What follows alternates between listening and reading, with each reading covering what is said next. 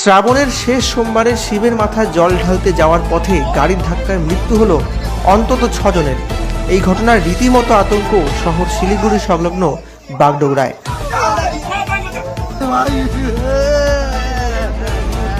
জানা গেল, এদিন সকাল সকাল শিবের মাথায় জল ঢালতে যাবে বলে 10 জন যুবক পায়ে হেঁটে জঙ্গলি বাবার মন্দিরের দিকে যাচ্ছিল।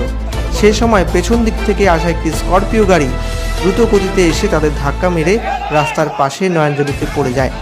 ঘটনাস্থলে মৃত্যু হয় বেশ কয়েকজন বোলবম যাত্রী। ছুটে আসেন এলাকাবাসীরা। খবর পেয়ে ছুটে আসে পুলিশ এবং দমকলও। আহতদের প্রত্যেককে উদ্ধার করে উত্তরবঙ্গ মেডিকেল কলেজ হাসপাতালে নিয়ে যাওয়া হয়েছে। জানা গেল, স্করপিও গাড়িটি দেওঘর থেকে ভক্তদের নিয়ে আসছিল। মনে করা হচ্ছে সেই গাড়ি চালক সম্ভবত ঘুমিয়ে পড়েছিল, আর তার জন্যই এমন দুর্ঘটনা ঘটেছে বলে স্থানীয়রা মনে করছেন। মারা গেছে, কাকার ছেলে মারা গেছে।